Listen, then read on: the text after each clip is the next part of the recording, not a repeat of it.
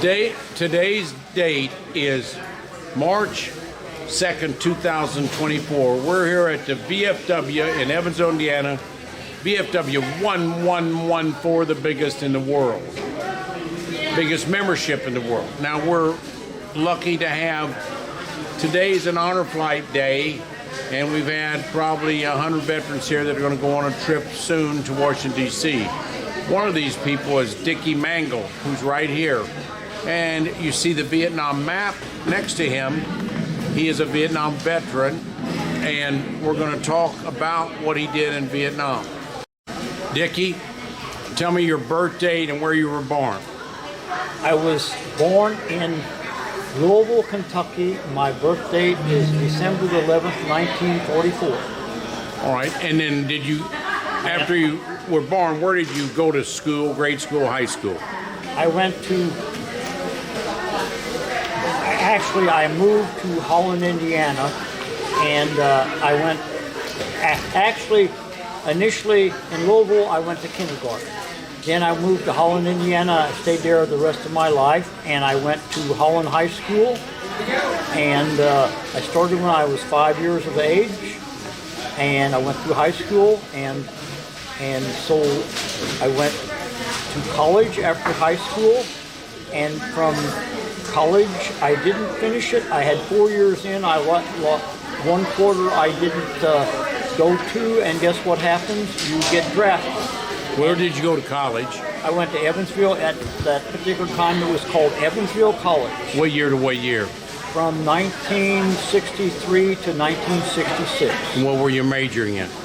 I bit off too much. I was majoring in chemistry, physics, and a math minor. So that's a lot of bite off. That's Yes. the hardest of all the classes. Yes, and I always took hard classes, but this was really hard because you had to compete with lots of other people that were a lot smarter than you were. Did you live in Evansville then, or did you drive back No, from Holland? I went to Hughes Hall at Evansville. I was in a dorm for 4 years. I actually got a scholarship from Holland Custard in Holland, Indiana. I think it was a $1,000 scholarship, and it was for $250 a year. And Hughes Hall was just torn down. It's on the corner of Weinbach and Walnut. Just torn down, but it was a hall that took care of a lot of people for close to 5 decades.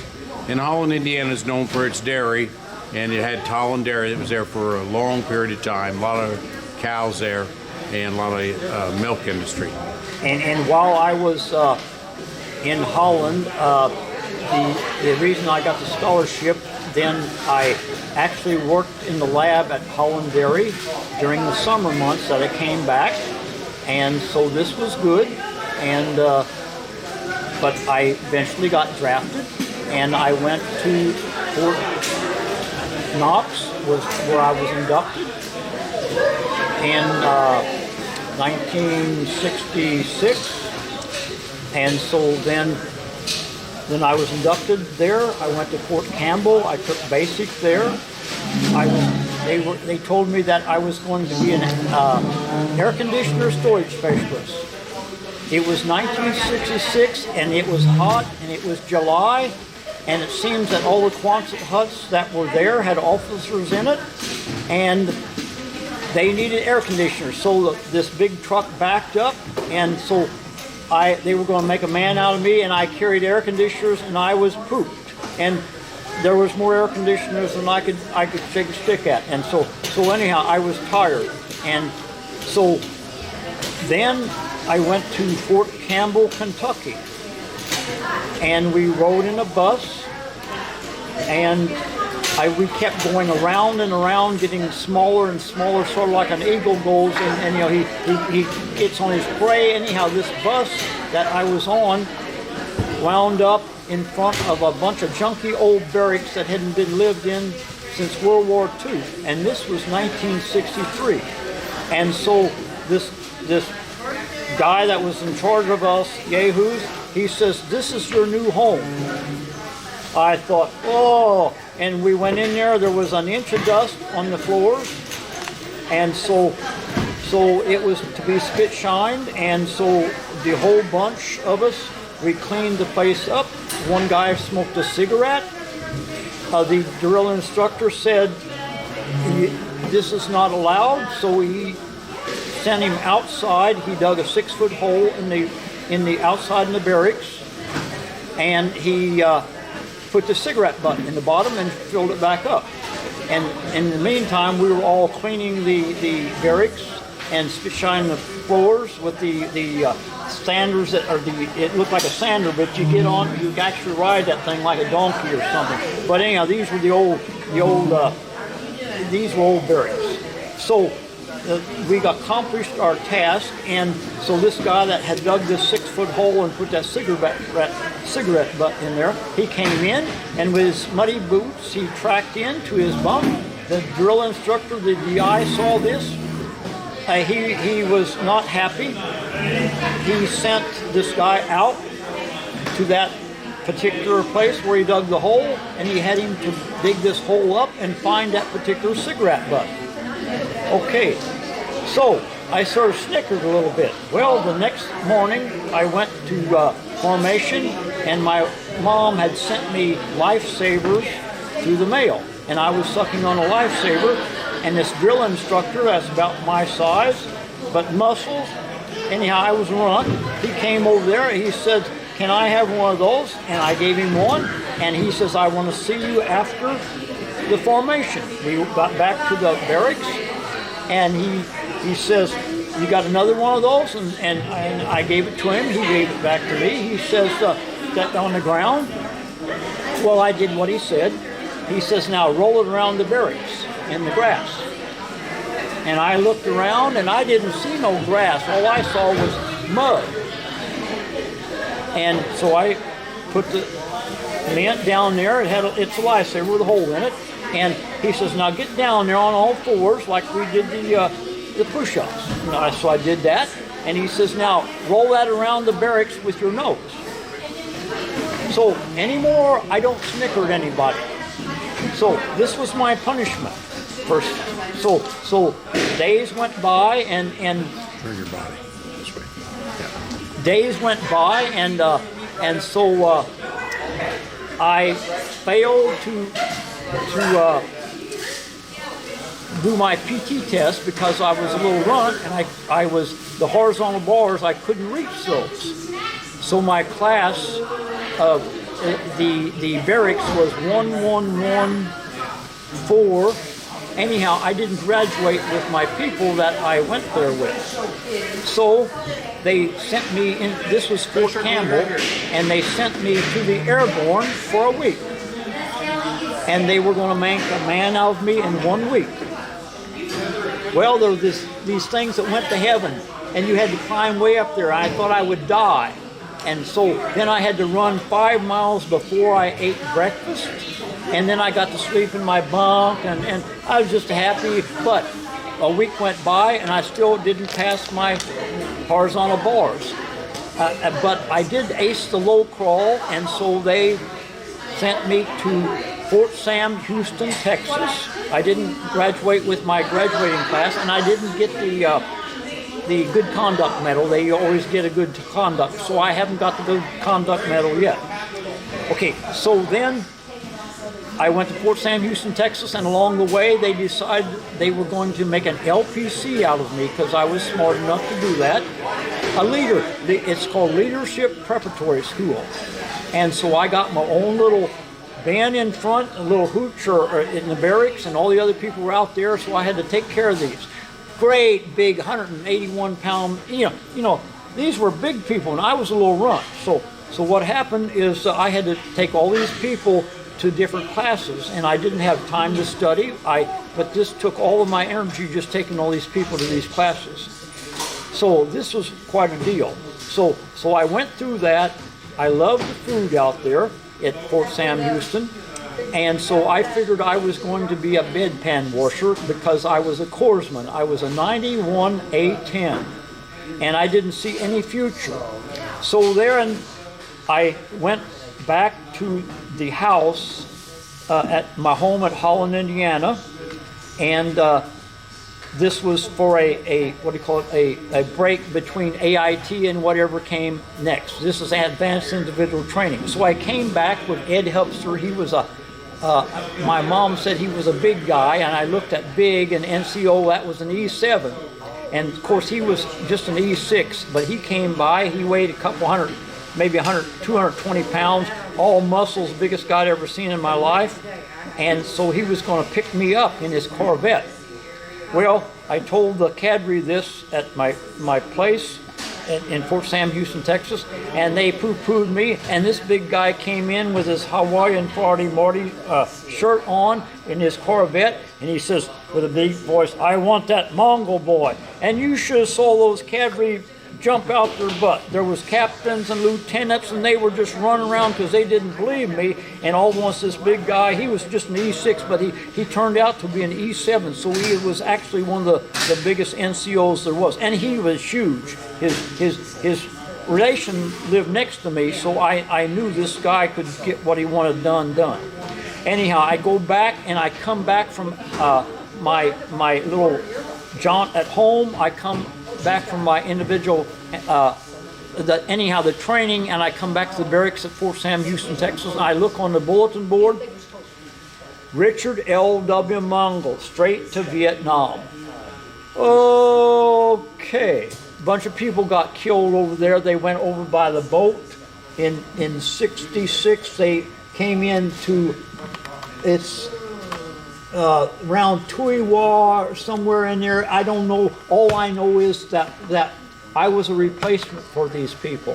And when I got over there, I came in down here somewhere. I didn't pay attention. I just followed orders, and they took me by deuce and a half all the way up to Pleiku, and that's that white one right there. Yeah.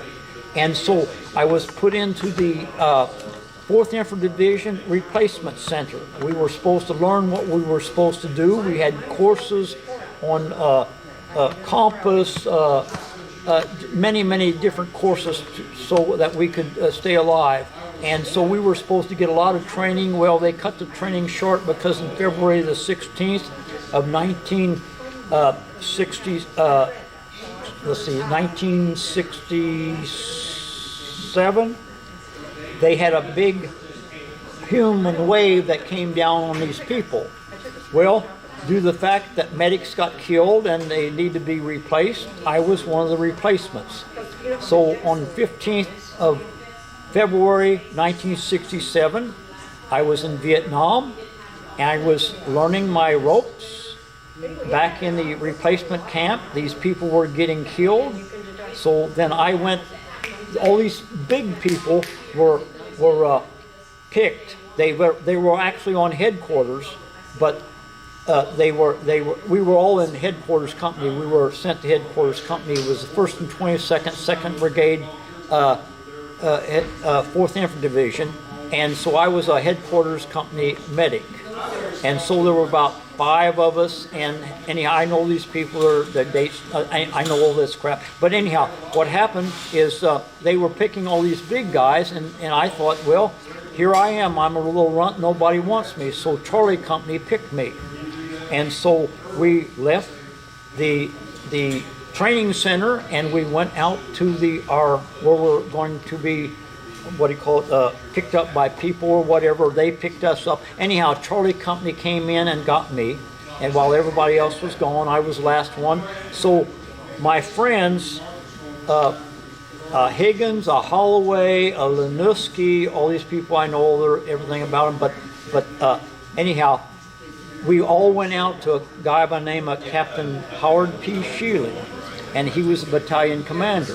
And so he showed us how to do IVs, and he says, you will need this because these people will be shot and they will be bleeding, and this is blood volume expander. So I had 2 gallons of Dextran plus all the equipment I had, many things, too numerous to mention. I had cameras, I had sleeping bags, I had poncho.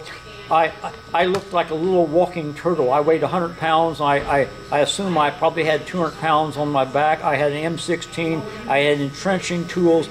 I had frag grenades.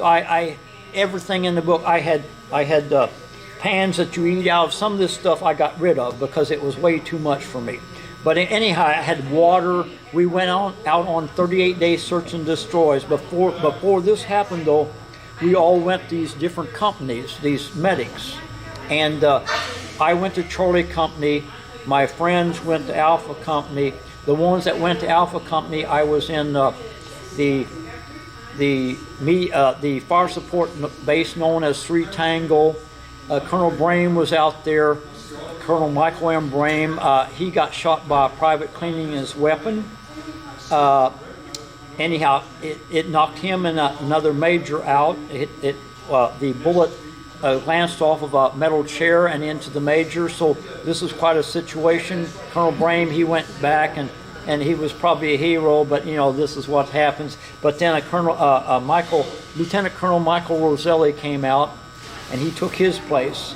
And so we were getting on this 38-day search and destroy. We went to the regulars base camp from 3 Tango, and in this situation, there was a guy, a sniper up in the trees that was calling in mortars on the regulars base camp, and where Hard P. Shealy and all these people were at eventually. And anyhow, this is war. So as we were going into the regulars base camp, there was a guy up there, and Michael Roselli. Anyhow, his name is Roselle. He was a WAP, but he changed his name to Roselle. It sounds better. And so he was a lieutenant colonel. Actually, this guy, he walked point. And McManus also walked point, and February 15th, he got killed. So anyhow, he told Pete Pangolina to shoot this guy out of the tree, and it was about 250 feet, so he took his M79 grenade launcher, wiped him out. So we spent a little time at the regulars. We went back to 3 Tango, where we had come from. This 38-day search and destroy, so to speak. So we went back to 3 Tango. We got mortared that night, all during the night, and I looked around, and the bunkers that were there was no. It's like in the Bible. There was no more room in the inn. So I was out amongst the trees.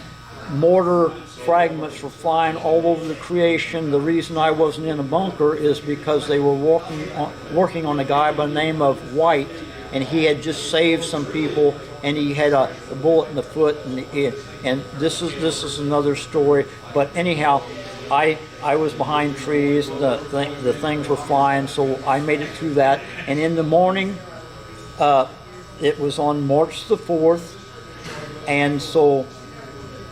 Well, wait a second. Let me think. March the 4th. Okay. In the morning, after all this traveling, it was the March the 13th, and we were going out to see about these mortars that they had been shooting in on us, because the Air Force was out there dropping bombs on them. So we went out there. I was a medic for the 1st platoon. The 1st platoon and myself, we got on this Chinook, the belly opened of this big beast. This platoon walked in, and we went, and this thing vibrated so much, and I thought I was going to be smart, and I just made a shortcut across it. I didn't want to walk up this great big plank to go into it. Well, the air from this motor, I had a mustache, but a lot of my hair has got singed, so I know not to do that anymore. So anyhow, we got in there. We went out to pick up a guy by the name of... Helicopter is a helicopter. Yeah, this is a Chinook. It's got two things on there, and it'll take a whole platoon in there. Yeah. Okay, so we go out there, and we're going to check this stuff out, the 1st platoon, and so we do this, and we pick up this guy. I don't know if I'm allowed to say this or not. He's a circuit court judge now. He was a forward observer at that particular time. He's been putting away people, and I talked to him a year ago, and he says, Dick, he says I was putting away people in Vietnam. Remember Forrest Gump?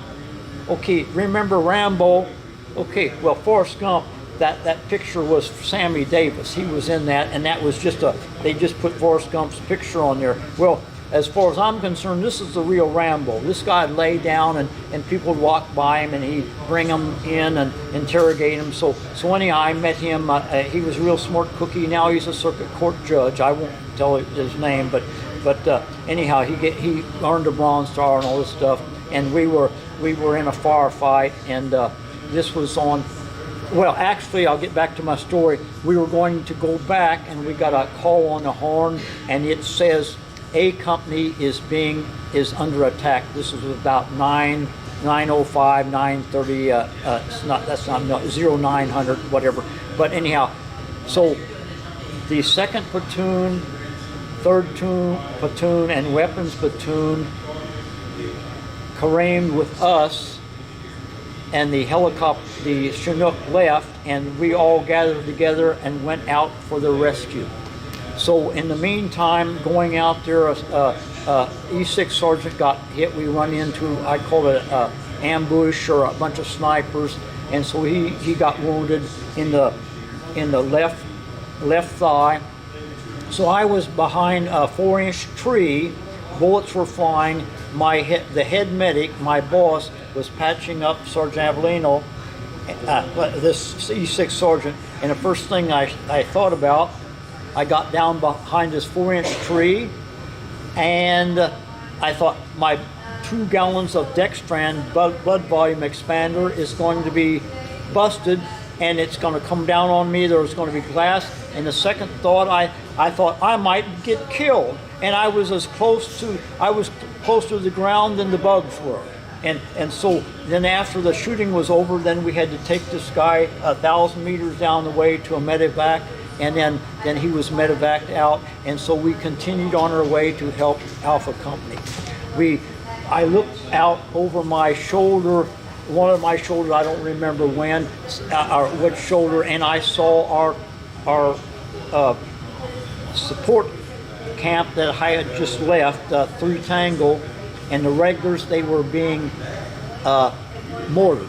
And so I knew things weren't good back there. So we continued to go to Alpha's rescue. And we had a bunch of electronics guys that didn't make it into electronics, but they were big guys. They had M60s, they had ammo bearers, and they were the kind that it's a good thing because they could carry it. Anyhow, they had extra barrels, and these barrels would melt down. So they did their deed. We finally got to A Company. I went in there. There was dead people. There were people hurting. There were people with their hands shot off.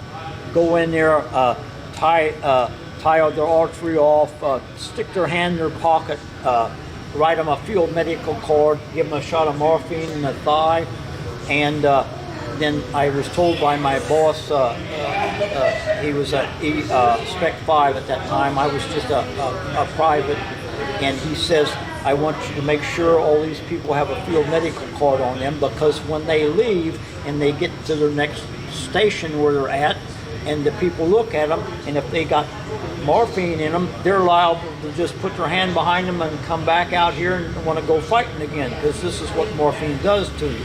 So anyhow, I did this diligently, and so there was a pile of KIAs sitting there. That means killed in action. There were wounded people. There were more people than actually the Army knows, because along with the fighting group, there were people that came out with us to go rescue them. They were cooks. There were maintenance people, there were all kind of people. They had to round up so many people, and there were just different people. There were first sergeants and everything. So we went out, and so we got to them, we rescued them. The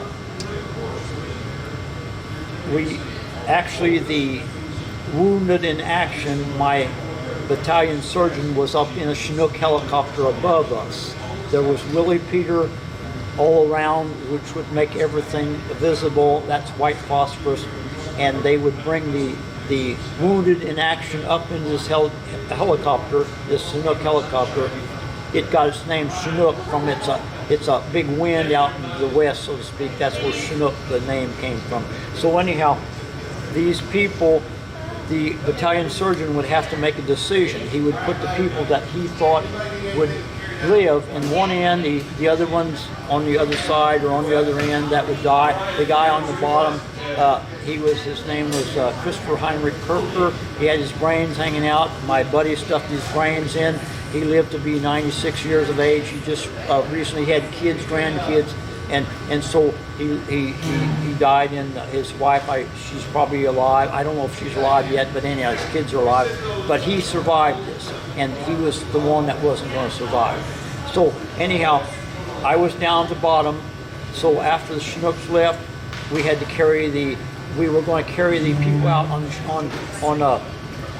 the dead, the KI killed in action, but this didn't happen. What happened is we had to carry them out. We had to improvise. Some of the people would have.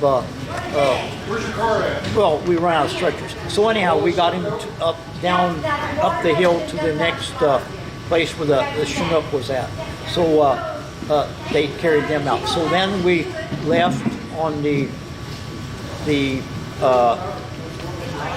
it was 13th. Well, there's a day discrepancy because when you cross the international date line, some people say 13th, 14th. So anyhow, I will say on the 14th we were still doing this all through the night, and then I was getting hungry because I hadn't eaten. So I ate a can of ham and lima beans. I didn't know if I was going to eat it or not because I was on top of a bunch of KIAs wanting to get rid of them, and then the guy came over and said, well, we're going to take the KIAs out in another Chinook.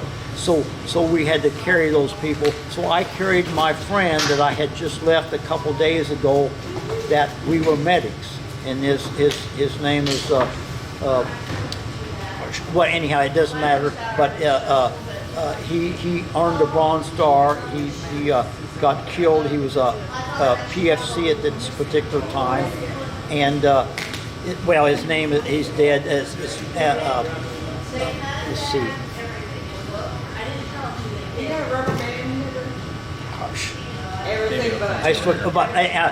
Anyhow, Holloway, Edwin Yeah, I Newman. got 4 minutes left on the tape.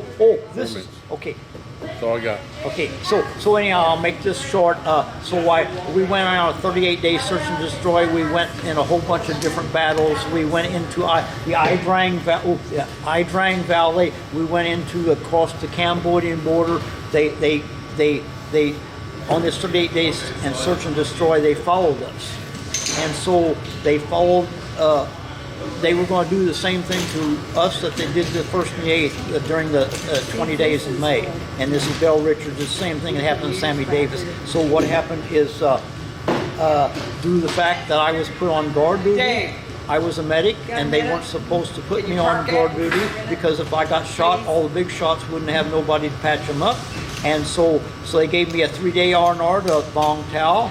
They were going to give me a battlefield commission, make me a second lieutenant, and I had to go back to the States to do that. And I told them I wasn't going to do that because I asked my buddy that, and I'd have to go back there and learn how to be anyhow, I told him to stick with a battlefield commission where the light don't shine. And so then I got my 3-day on R&R, and I'd come back. I was going to go back with the Trolley Company, the fighting group, and guy by the name of Captain Walk, Infantry Commanding. He said, how would you like to have a job here at the Battalion Aid Station? So I took it, and so then I was back in last 7 months. I stayed in the Camp Inari, and so then I was subjected to the same thing with my battalion surgeon was they had court martials. So now I had to mess with court martials. I had a uniform, a green uniform on. I put that on recently, and I actually got down to 117 pounds, and I looked like a real man. The Daughters of American Revolution, they set that up, and at post 147 in Jasper, I got my picture. It'll probably anyhow they may take that picture and put it in here. I had all my crap on, and other than that, I left there, and when I left Vietnam, after doing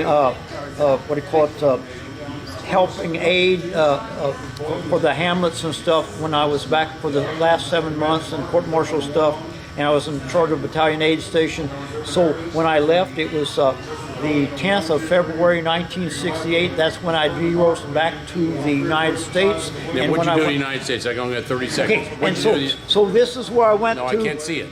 Okay. Oh, sorry about this. Back I up, was higher. That's it. Okay. Tell us what it is. This is my combat medic. Okay. 91B20. Right. This. Okay, I'll start out to begin with. This is where I went through for my basic training and all that crap. Listen a minute. This is when the 4th Infantry Division. Yeah. This is the combat medic, Fort Sam Houston, Texas. This is 4th Infantry Division. This is a commendation medal that I got in Vietnam, and this is where I wound up back in Fort Sam Houston in 1968 of February. And then what'd you do in your life since then? Okay, then I went to Holland, and I went back to the Holland Dairy, and I was a lab. I worked in the lab, and I was going to go back to college, and I didn't. I helped my dad at the station before I went back to Holland Custard, and then after Holland Custard I was going back to college, and I didn't. I got a mail job, and I was a mail carrier in Belton, Indiana for 25 years, and I put 2 years on that. That's 27, so I retired, and I'm 79 years of age, and Say your name. Name, right. Richard L.W. Mangel, Spec 5, and Vietnam. and Vietnam. I was in the Republic of South Vietnam from February the 15th, 1967 to February 10th, 1968.